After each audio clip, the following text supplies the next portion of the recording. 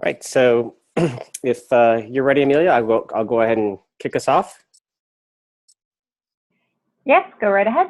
All right, well, see some of the usual suspects for our webinars. Well, greetings, everyone, and it's great to connect with you again on the next session of the IlliniCloud webinar series featuring kind of the what's happening, what's new, and student data privacy, and maybe a little bit about best practices. As folks on the call know, my name is Jat Pannu. I'm the business and operations lead for the IlliniCloud.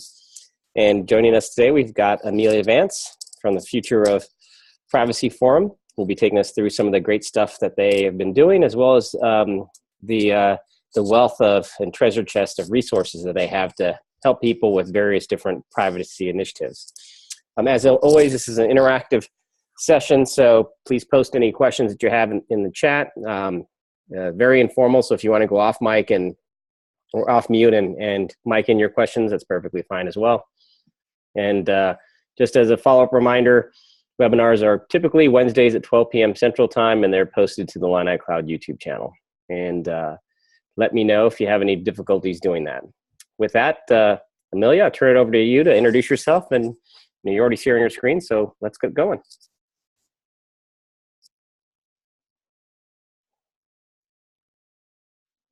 Fantastic. And is everyone seeing the FERPA Sherpa on their screen, hopefully? Yes. Yes, we can. Good here. Wonderful. Great. Well, I'm so excited to be here and talk a little about student privacy and FPS work. Sorry, I keep having a folder pop up on my monitor.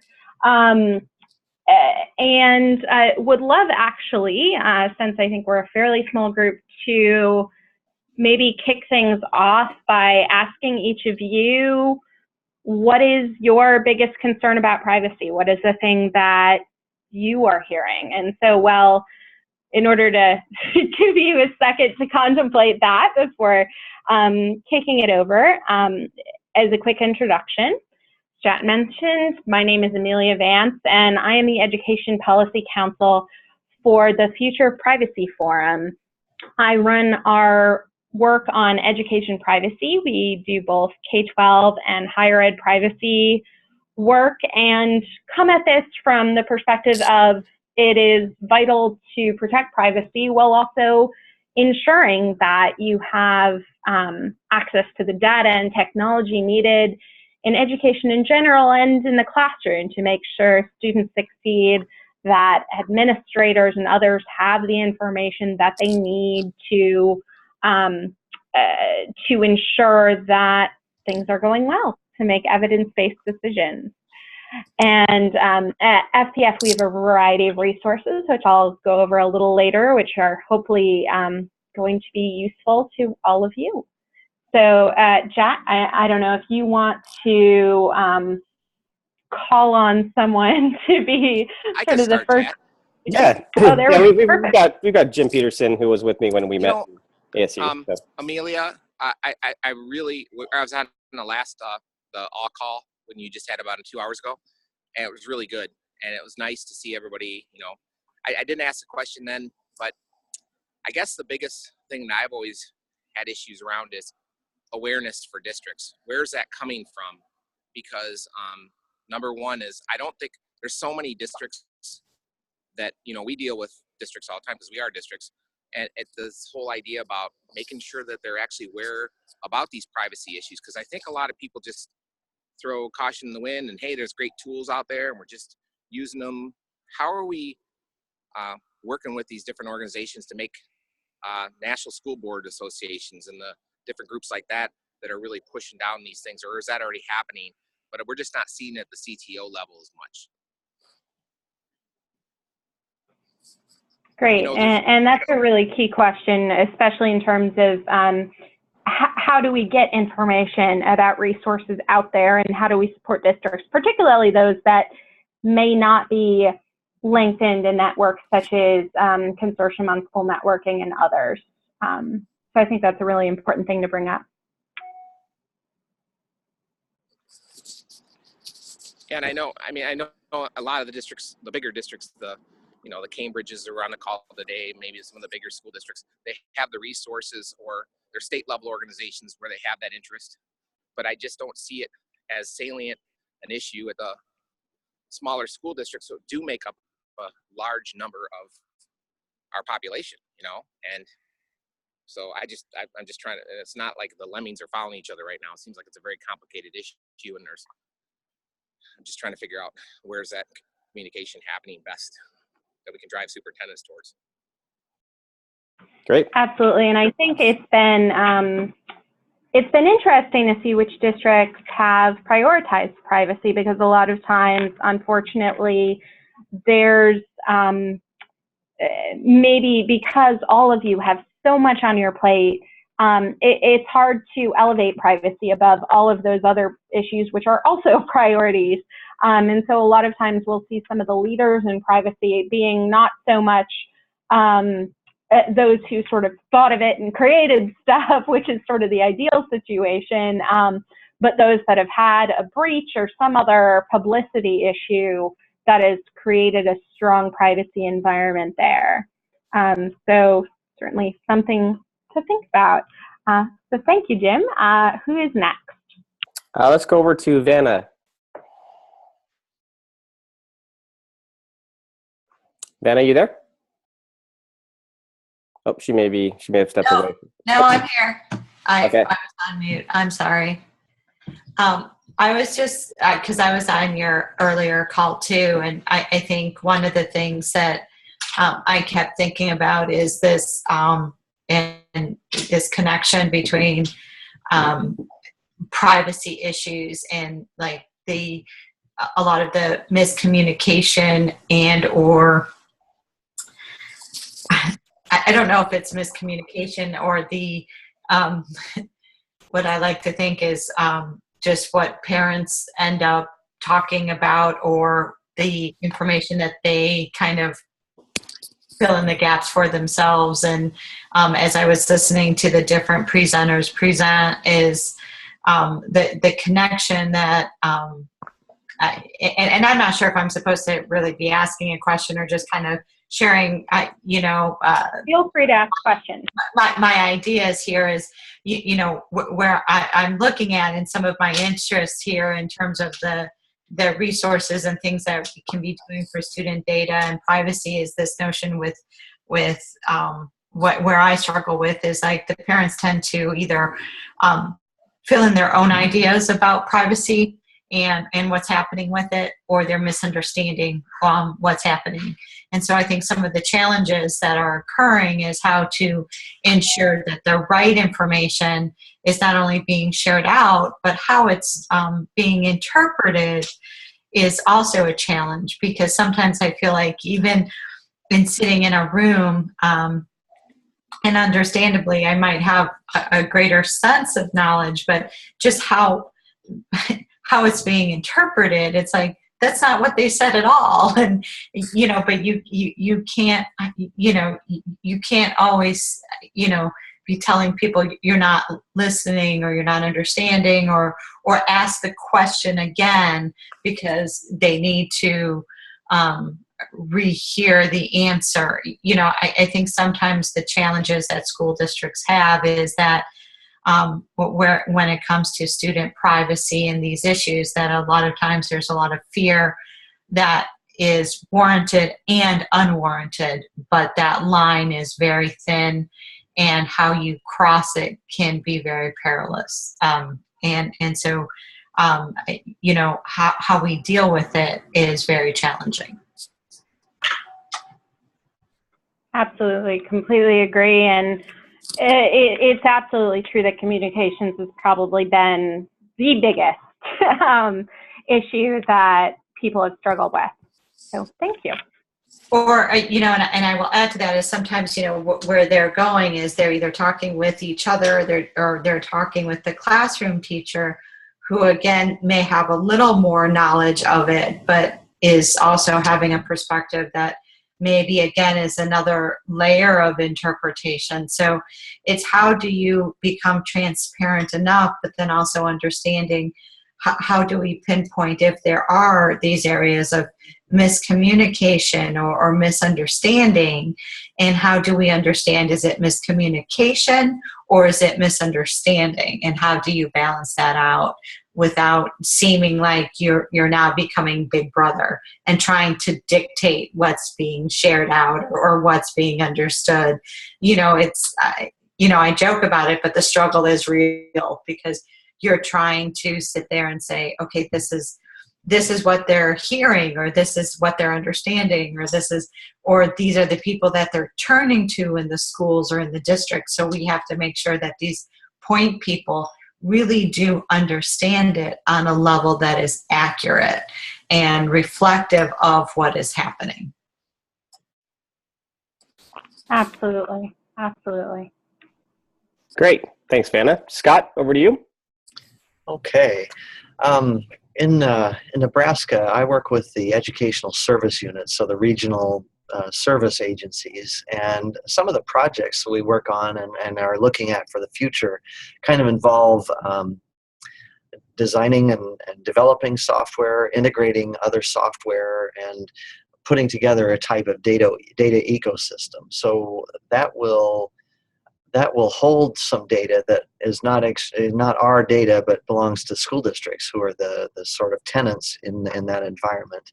And so what we're looking at right now is what are some intelligent policies that we can establish for this environment. It's Nebraska built and hosted and directed, but we want to be careful about certainly how we handle that, and also how we communicate about it, so that we're delivering what we promise, and also being sharp on our protection of that data and the trust that the school districts place in us.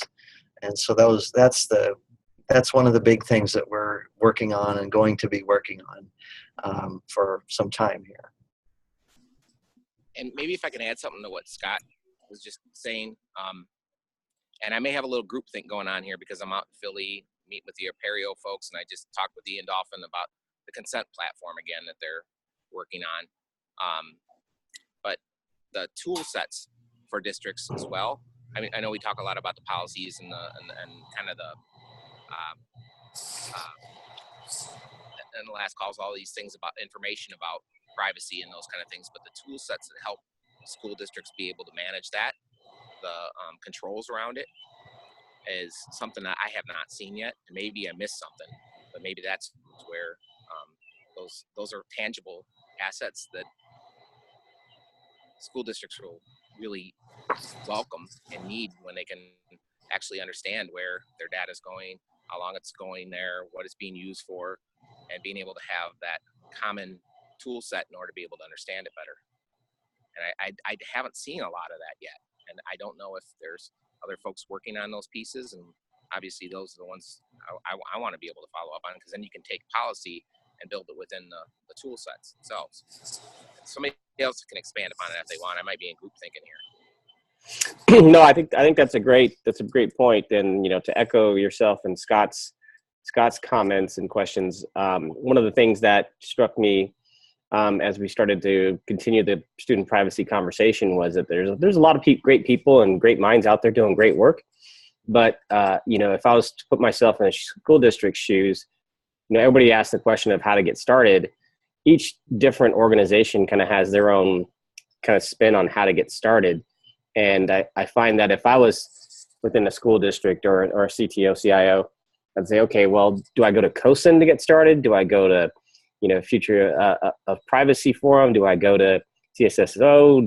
Who do I go to? Do I go to Data Quality Campaign? There's just so many different resources out there. It tends to be a bit overwhelming. And then as you start to take those resources and apply them to kind of real tools that kind of orchestrate and control, student data, or, the kind of the master data of the school. How does that master data management done now that there's a set of policies and governance governance structures and what have you? And it seems to me that, to echo your point, Jim, that I haven't seen any tools out there, or at least any kind of effective or comprehensive tools. And then also, it sounds like I've heard in various different forums from various different people or organizations that everyone wants to build something. But, how is that going to be built in such a way that it can be scalable for school districts, across the state and across the U.S.?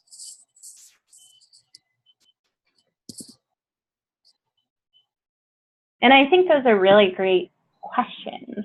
So with that, do we have anyone else who we've missed? Nope, I think that was it. All right, great. Well, I'm going to go ahead and do a presentation, I think, because there's one I've done in the past that may be useful considering some of these questions that were raised. So hopefully, assuming all is working, can everyone see my slides? We can.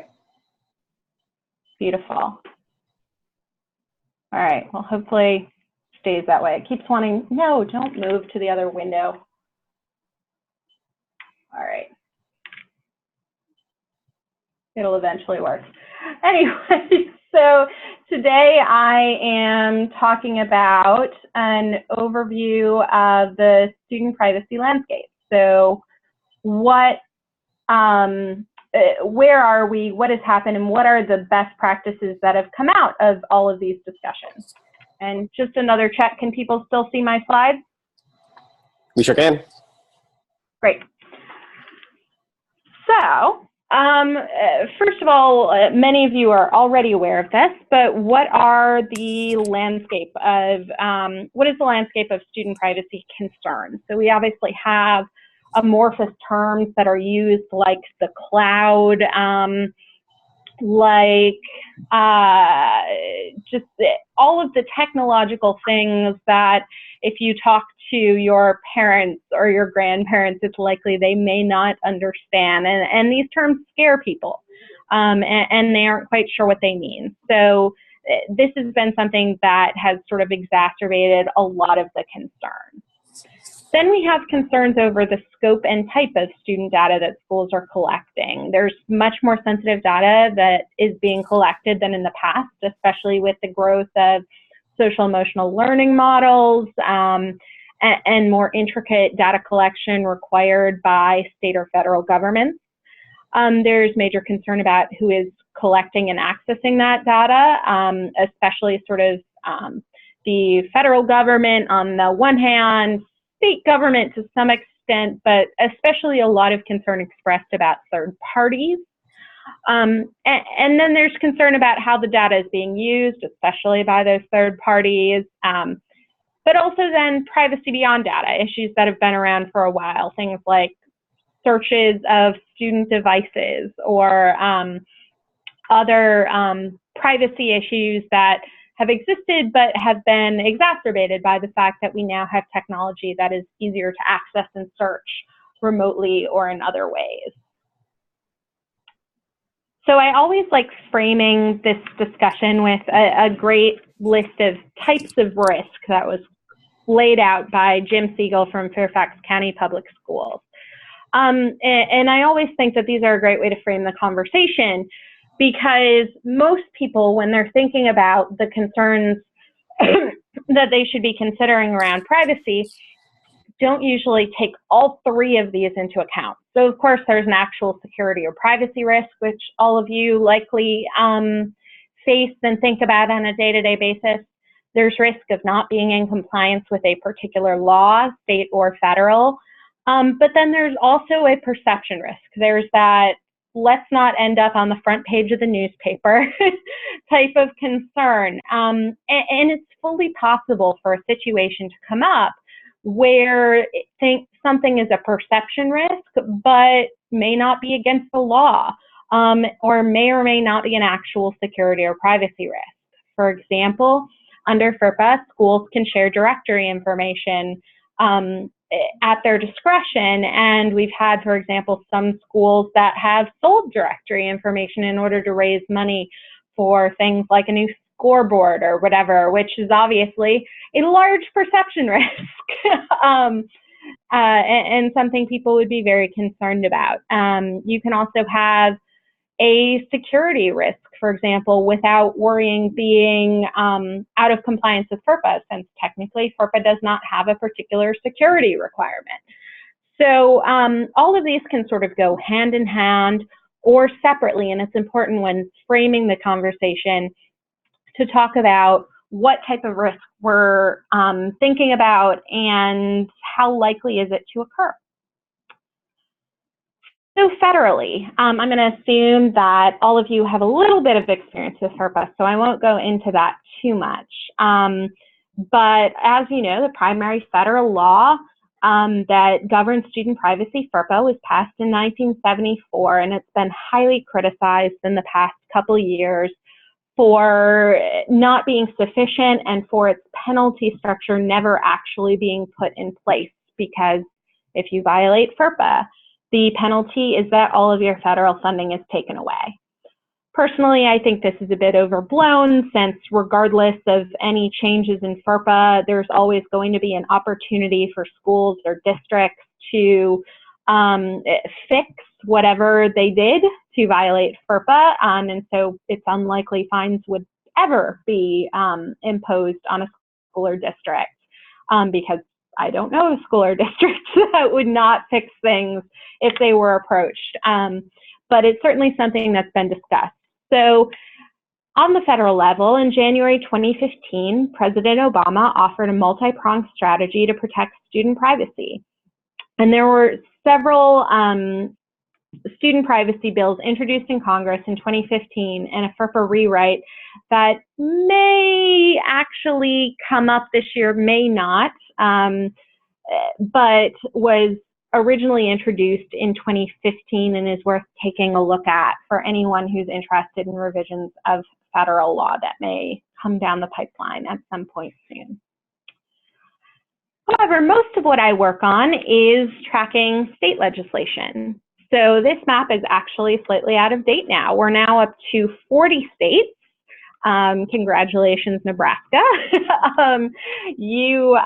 That have passed, I think we're up to 111 laws since 2013. Over 600 bills have been introduced since 2013 in 49 states, the one exception being Vermont. This is a monumental shift in the student privacy legal landscape and has obviously likely affected all of you at one point or another. And I know Illinois has several bills up for consideration this year that may pass. So this may continue to affect everyone on the phone. The trends for this legislation have tended, thankfully, more towards governance. So it's been really focused on, is there a governance plan in place? Is there someone in charge? What happens when the law is violated? What provisions have to be in contracts to ensure that third parties are bound by the requirements of FERPA, that sort of thing. We've also had some problematic legislation that's come up, which I'll talk about a little later. But thankfully, more and more each year, we've had over 100 bills, close to 200 in the past couple of years, that have been pending or have been introduced. And more of those have tended towards focusing on this governance aspect as opposed to being a little more restrictive.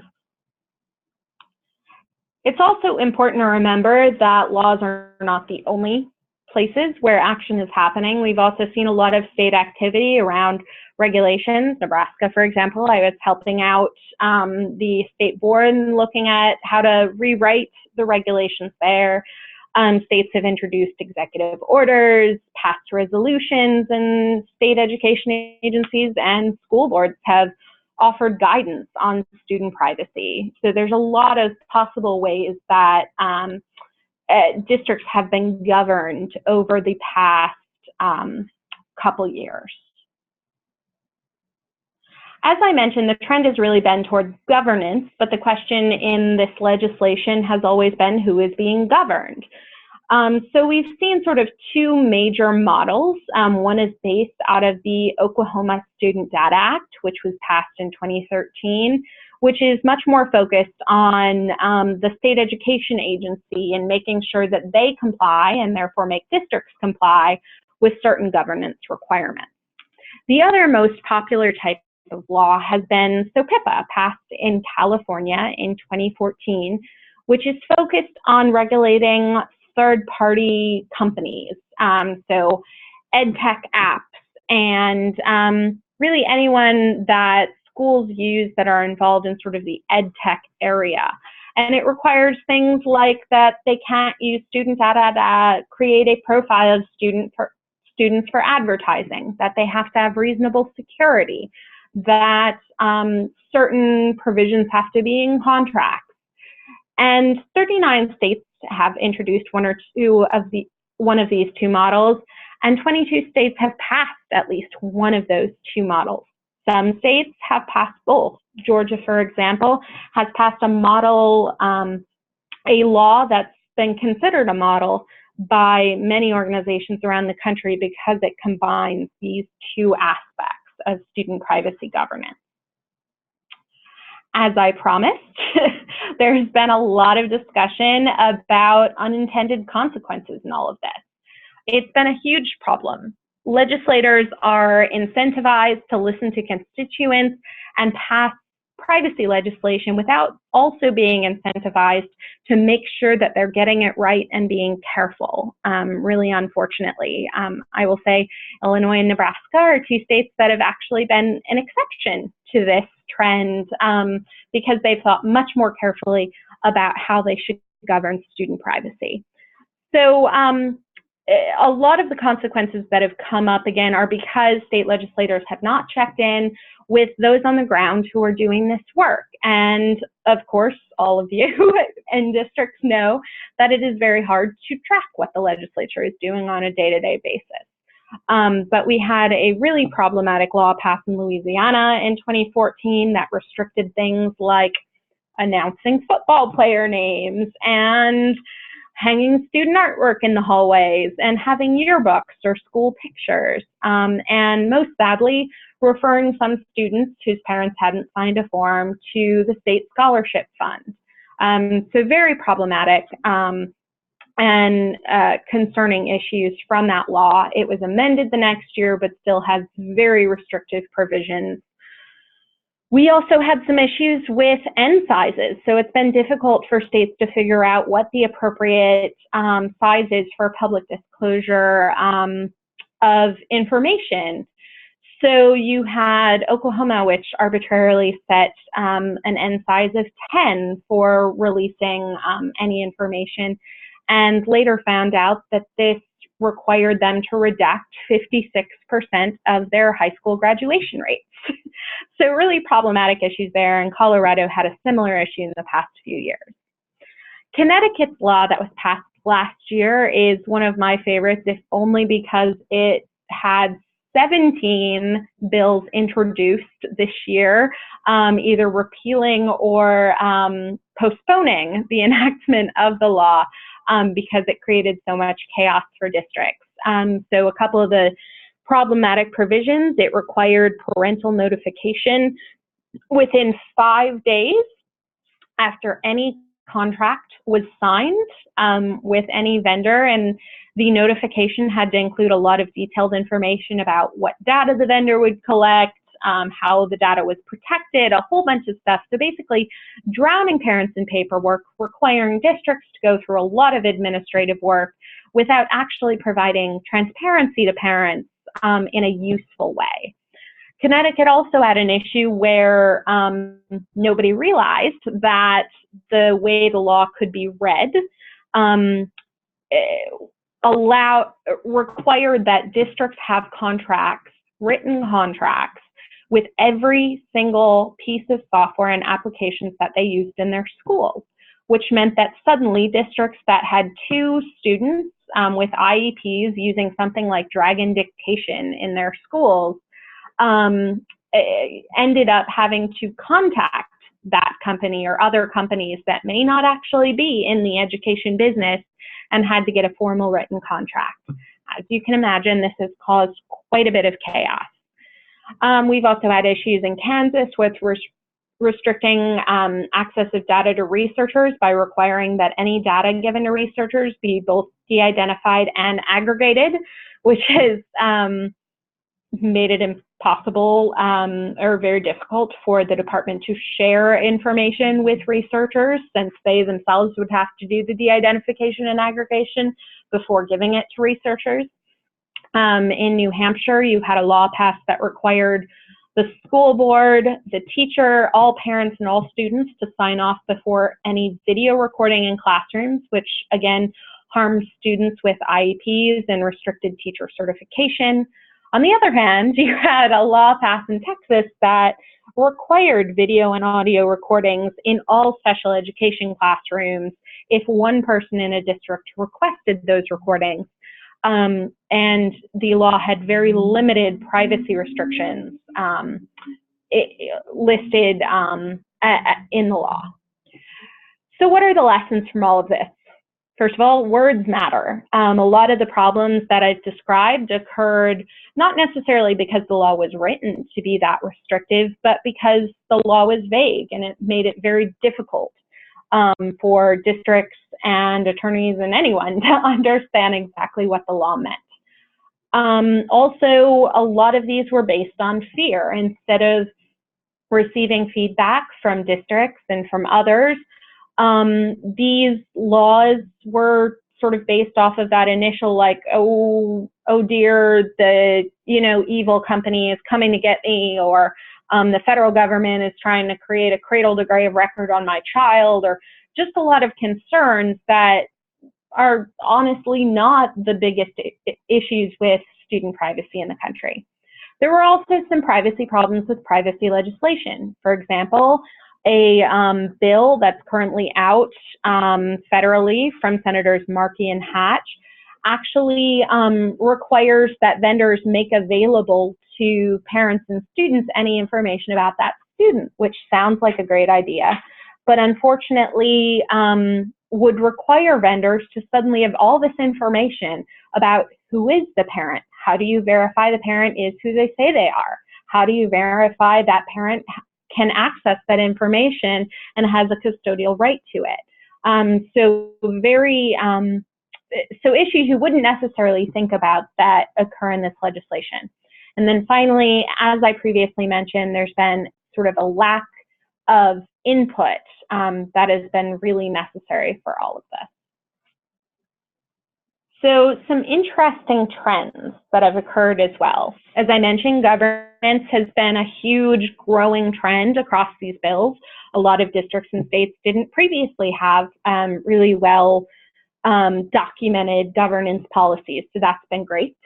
We've seen some interesting carve-outs for disciplinary records or medical records, records that are especially sensitive in terms of when those records have to be deleted, which might be sooner than other types of information and records. Or New Jersey's regulations, which require that disciplinary or medical records be kept separately from the rest of the student record in case of a data breach, so that that information would not be compromised. We've seen a lot of bills try and weigh opt-in or out requirements, which has been occasionally problematic and restrictive of important data or technology use.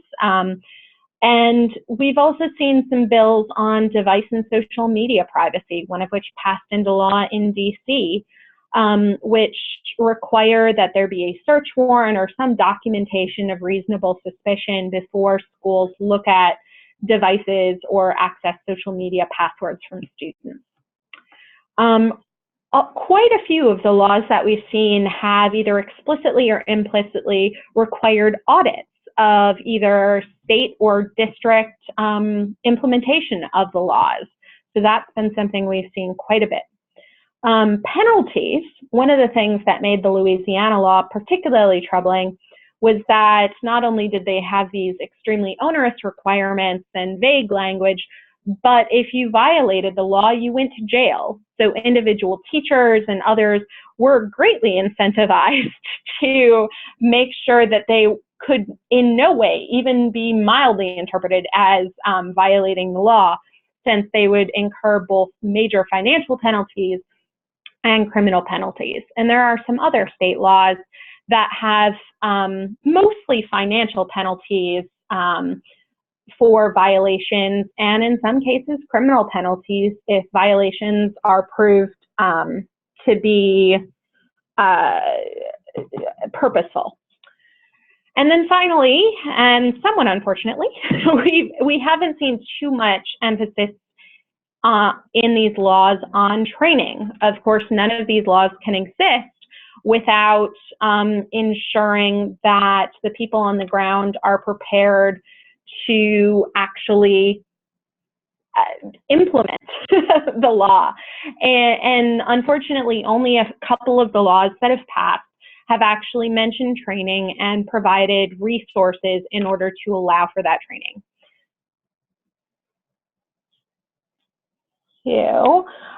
Going really quickly through these slides, so I'll certainly send them over to Jat and you can all look at them. Sort of the best practices that I've found over the past few years of working on this area sort of fall into 4 buckets. Data governance and security, which many of you on this webinar have heard talked about this morning, so I won't go too much into that. Transparency, again, focused on that perception side of things, communicating with your parents and your teachers and others. Vendor monitoring is, of course, a huge area here. And then training teachers and other staff.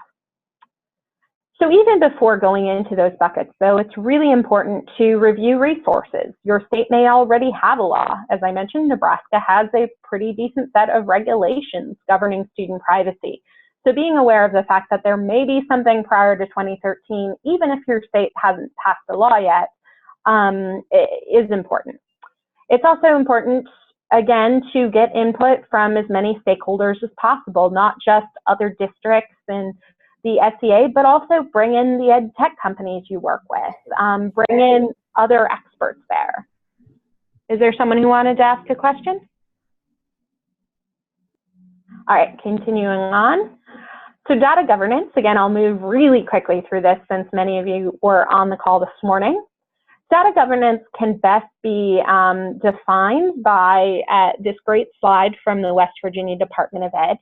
It's the processes and systems governing data quality, collection, management, and protection. And it's really the creation of formal policies that define the roles and responsibilities, data management and monitoring, and how data is collected, accessed, and used. It involves a combination of strong regulations, procedures for compliance, training available, a strategy to respond to any incidents, and respect for stakeholders. There are a lot of great governance resources out there, such as PTAC, which was talked about this morning, the Codes and Privacy Toolkit, a new version of which just came out last week.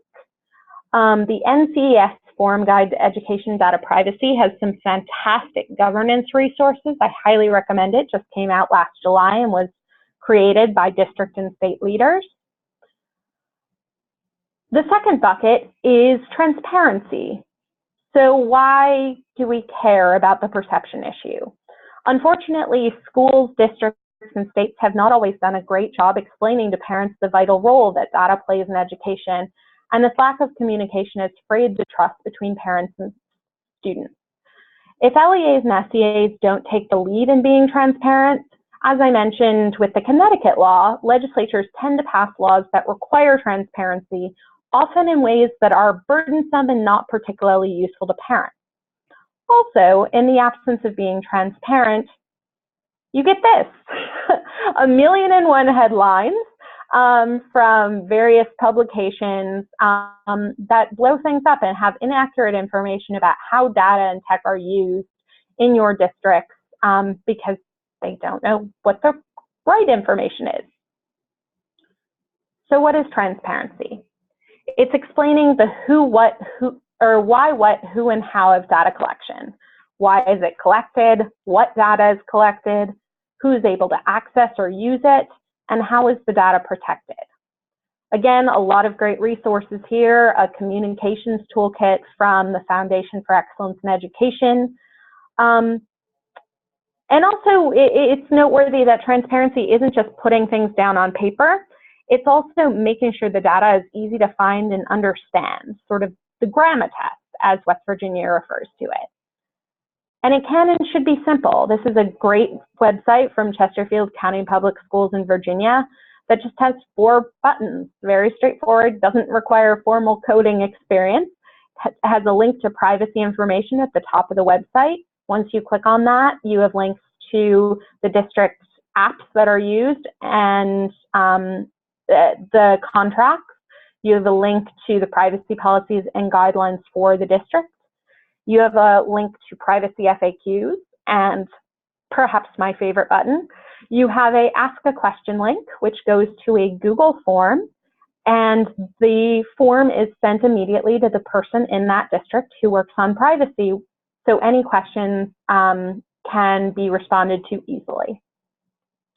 Denver Public Schools also has really fantastic student privacy resources that can be stolen and used on your own website. And I am particularly in love with Wisconsin's incredible webpage on student privacy, which again has resources that you yourself can take and use in your district. The next bucket, vendor monitoring, is really key as well. As I mentioned, this has been one of the big issues that have come up in the public conversation around student privacy and is something parents are especially worried about. So it's important to limit data use for non-educational purposes and also have contract provisions for data use and storage.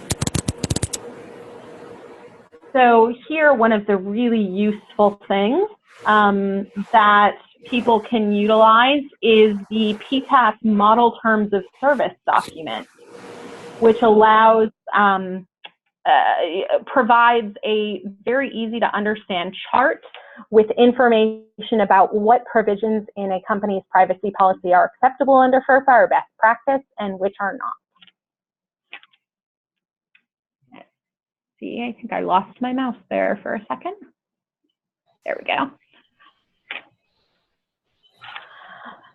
We also have several badges and seals and pledges that you can check. I'm a particularly big fan of Common Sense Education's privacy policy annotator browser, which has really, I think, over 200 now different applications that they have reviewed for safety, privacy, security, and compliance with laws.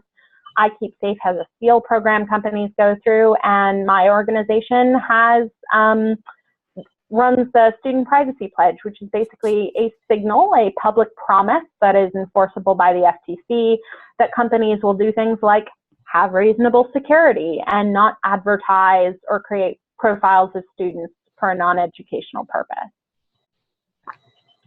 You also have the really great Student Data Privacy Consortium, which is doing amazing work and has really great information where they post their contracts with various applications, what data those applications are collecting, and all of this is public information that you can look at and compare against the contracts you may have with those companies. There are many other factors to consider, which for the interest of time, I won't go into now, but again, this will be included in the slides I send over. Last, but certainly not least, training teachers and other staff. So training is absolutely essential. Anyone who handles data should know how to protect those data. However, provisions for training appear in only 18 of the more than now 600 bills introduced since 2014. This is a big problem because human error is a factor in 70 to 95% of data security incidents. So generally it's someone attaching the wrong attachment, accidentally making something public, or other issues. So I want to leave some time for questions, and I also wanted to share with you that there is a resource for all of these issues and all of these best practices for you all. We just relaunched this week FERPASherpa.org, which is our Education Privacy Resource Center at FPS. It has information for LEAs and for various other stakeholders like educators, ed tech, policymakers.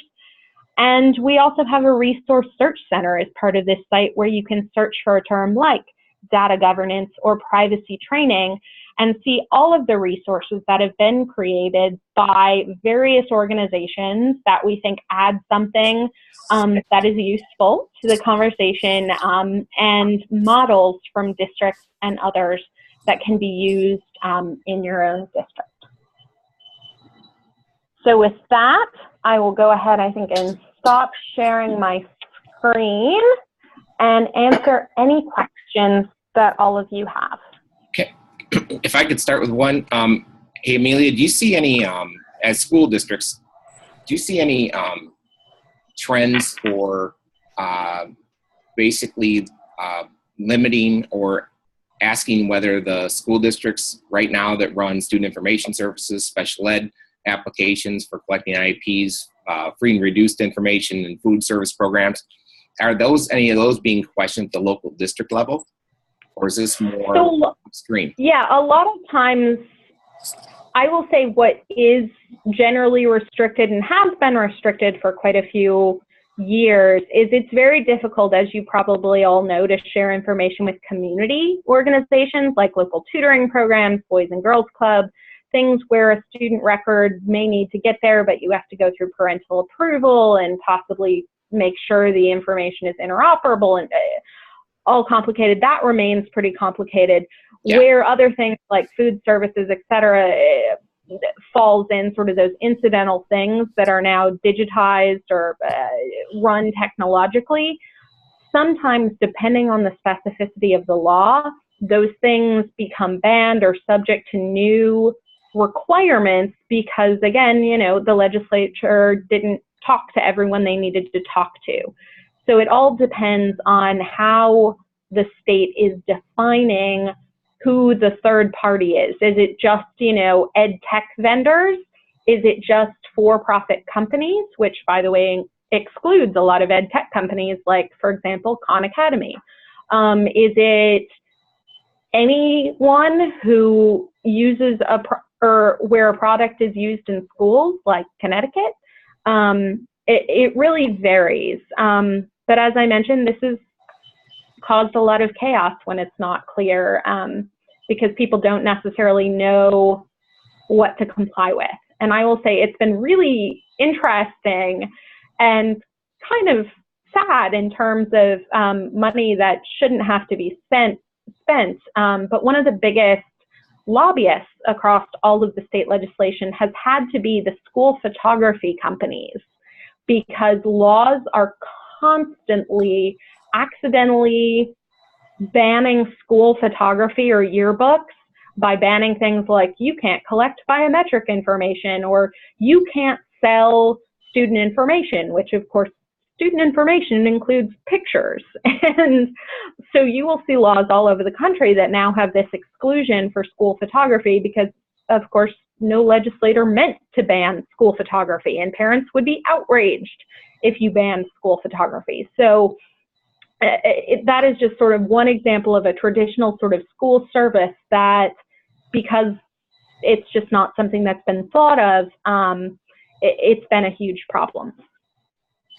And I understand the sharing of that data with third-party vendors. I was just, you know, we collect, as school districts, we collect all kinds of data. Some of that is passed on to state for reporting, things like that. But we also utilize it for just local efforts and things like that. But as far as those concerns about local school districts and their use of systems and data in order to be able to answer those questions for their local communities, you know, that trend isn't like changing or anything. It really is much as more about the third party or the upstream. No, I would actually say it is changing. Sorry if I misunderstood your earlier question. It's definitely people have gotten much more skeptical, and it's become much more restrictive, where school districts are often not allowed to share information unless they have gone through complicated procedures, whether it be sort of the traditional MOUs or documenting how the information is being shared or whatever it may be. So a lot of times laws will sort of put those sorts of sharing things under the same type of restrictions as they are for any contracts with companies or others. Okay. Okay.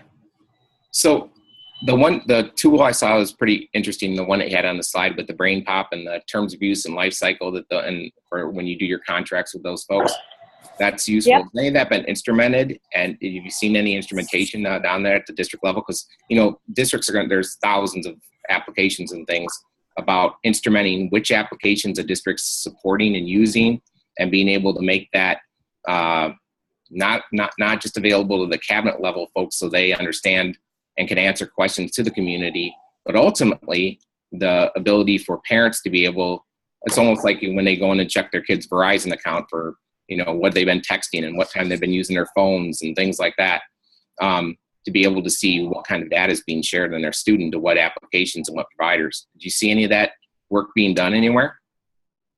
Absolutely. I would definitely say probably the SDPC, which I showed the screenshot for, is probably the one where that's happening most often. So you'll see a whole lot of states involved in that effort. I think they're up to 14, 15, or 16. A lot of it is district driven as opposed to being led by the state. And you can search their database. I mean, you can go on their website right now and see all of the applications that are being used by all of the districts in the consortium. Now, this just started 2 years ago, so of course the district that started all of this, Cambridge in Massachusetts, has the largest number of applications listed. California just joined back, I want to say last fall in October, November. So they just they are starting to add applications, but you can see sort of what's being used. And even if you're not a member of the consortium, you can still see all of this information. So I would say that's possibly the best model out there at the moment. And they sort of have a model contract and contract addendum, which of course is sort of personalized to each of those states, which any district can use, which depending, I think the Massachusetts contract may be a little too strict. California's is a little more, there's a lot more companies who are on board with that one, I think, but it depends. I would say at this point we're in a much better place than we were a couple of years ago, where nobody had any models, and so now you can steal SDPCs. There's a couple of others that are listed on FERPA Sherpa in the search. I think it's like service provider contracting or something. If you start to enter contracting in the resource search center, you should come up with the tag for that. And we have posted their models and other things that mention contracting. Yeah, it's service provider contracting, and click submit. And yeah, we have 3 pages of resources on various contracting guidance. So you can absolutely look there and let us know if there's something we're missing. And Jat, maybe if I'm framing my question right about the controls, since we really do collect all the student data information at the local district level, data and identity basically are born at the district level, and we obviously want to keep that as secure as possible. And since we already provide resources for parents to access their information about grades and attendance and things like that, the ability to be able to, I'm trying to look for those sets of controls that are like multi-tenant that allow districts to be able to, and maybe that's within those, and I just got to take a deeper look, but so that's a manageable piece for a district to be able to provide based on connecting to those kind of control systems. And I don't know if that's out there yet, and it sounds like somebody's working on it. It's just of interest of ours. Yeah, I think a lot of people are having there is, and I think, go ahead, Jat. Yeah, I think that, it's depends on how you define working on it and the level of maturity that the conversation's at with respect to that kind of whole process and governance maturity model. And I think a lot of people are realizing that, policies and good intentions to manage student privacy and data isn't enough. So they're starting to, ask the exact same questions that you are, and that's what is out there? Is anything out there? Gosh, do I need to build something? That sounds expensive to maintain. So people are starting to talk about, is there things that can be leveraged from the enterprise space or other verticals, and how do we do that? So I think from my perspective, I think it's very much on the conversational and how should we go about cracking this perspective than any actual tools in existence that are effectively managing compliance, audit, governance, etc. And my last question, Amelia, we do a lot of professional development during our summers with teachers and at other district CTOs. Where is our best option in terms of being able to start that path to be able to start giving them, whether they're webinar pieces or I guess, so that we can start connecting them in and having sessions that really start focusing more on privacy for targeted groups like teachers and then other targeted groups like CTOs at district levels. I'll definitely send my slides over to Jat. I'd say maybe one of the best places to start, other than the resources I have listed in the slides and on FERPA Sherpa, again, you can search privacy training in the Resource Search Center, and it'll come up with all the resources that are useful for training. But probably the best right now is there's a bunch of videos from I Keep Safe that are in a playlist. The link for those, I think, is listed in the slide and is also linked on FERPA Sherpa that you can check out. Check out the For Educators and for LEAs tab on FERPA Sherpa, which has a lot of basic information, links to videos that are useful, and we'll continue updating that. In terms of a formal training program, there's not much yet, and everybody's still figuring it out. I know Raytown Public School, or Raytown Quality Schools in Missouri has been working on a program. The DC Office of the State Superintendent of Education has been working on an SEA level program. West Virginia has done training. Colorado is working on doing training. It's sort of all over the map at the moment, but I can promise that as I hear about new resources, they are immediately posted on FERPA Sherpa and tagged with privacy training. So you can go on, sort resources newest to oldest, and see what the newest things are. And we've looked at COSIN in order to be able to do that, but as a state with the 860 some school districts, a lot of them are smaller. A lot of them involve membership in COSIN, and that's kind of that's difficult for some of these smaller school districts to do that we serve out. And exactly, and I would definitely say that, yeah, if you are a member of COSIN, if you can become a member of COSIN, I know they've done some training programs, which I've heard good things about. I know the people who are running them for COSIN, but organizations like STPC, my organization, have been looking at seeing if there are ways to create training resources that are free and available to everyone. U.S. Department of Ed has been looking at that as well and should have something out in the next year. But right now there's just, it's definitely all over the place. And it's the Wild West right now. Yep. I would just keep checking back on FERPA Sherpa, and as we add new resources, you can see those and add them to sort of the curriculum you develop. And who knows, whatever you develop may be the model that everybody else adapts. It's definitely I will put it in a very positive light, an opportunity space. Great. Other questions? I had one, guys. Hi, Amelia. My name's Dan Ingves, and in fact, Brenda suggested that I should have reach out to you as well. So I did some things with Brenda in a previous life. Oh, great.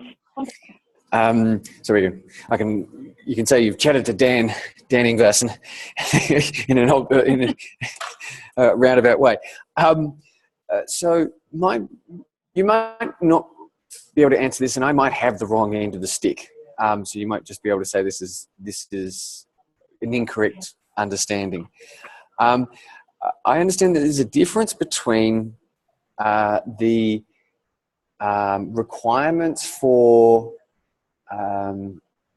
what's the term? Not disclosure, for approval from a parent for what do you say when you're seeking approval for Consent? consent? Thank you. God. No problem. The times when you're required to get some consent from parents versus when a teacher is just having a kid use an app in a classroom. We'll just give you this exact sort of scenario that's playing out. So there's we have a service that where you can, well, basically there's just a thing that a teacher can record against a student. So and so there's not really an account as such, but there is information about a student. And then at some stage, a student can create an account, let's call it, because they can have a login. But in between those two stages, there's a stage where the student can go on to the app and see themselves and see their information about themselves. And you notice that there's sort of like there's sort of 3 levels of granularity there. And I can kind of understand that. I think there's some legislation, I can never remember if it's COPPA or FERPA, that requires consent from parents for the creation of accounts for students under the age of 13. COPPA, yes. COPPA, thank you. And what I was trying to understand was where is the fine line, and if a teacher creates a record about a student, that doesn't trigger it. If the teacher has the student access that record and updating information in there, and they've created it, then it doesn't trigger it. If you then have a login that's created, and this is where I start to get, this is exactly where I'm trying to get vague, because I know that if the app creates the account, then there's some requirement, but I'm not certain if that's through if it's done on an app that's in the school versus if it's done on an app that's on their phone, if there's a difference. Yeah, it definitely gets very complicated, and this might be a better presentation over the webinar because it gets into a lot of the nuances here. To summarize very briefly, obligation of the app operator. Under COPPA, you have to get parental consent for anything used by children under the age of 13. However, if the app is used exclusively for educational purposes and the account is created by the school or by the teacher, then, and again, the app is used exclusively for educational purposes, then you do not need to worry about parental consent. However, where we get to gray lines is where the student creates the account either on their own or at the behest of the teacher, but the teacher themselves or the school didn't set up the account. And gray lines when there's some aspect of the site or the application that is not entirely educational. You could also use it to play this game or whatever it may be. And that's where you get into a really fuzzy area where you probably need parental consent, and whether or not the school can get that consent for you and how that has to be documented is not something that we have clear guidance on. Right. So no worries. And so that'd be interesting service with what Class Dojo is doing,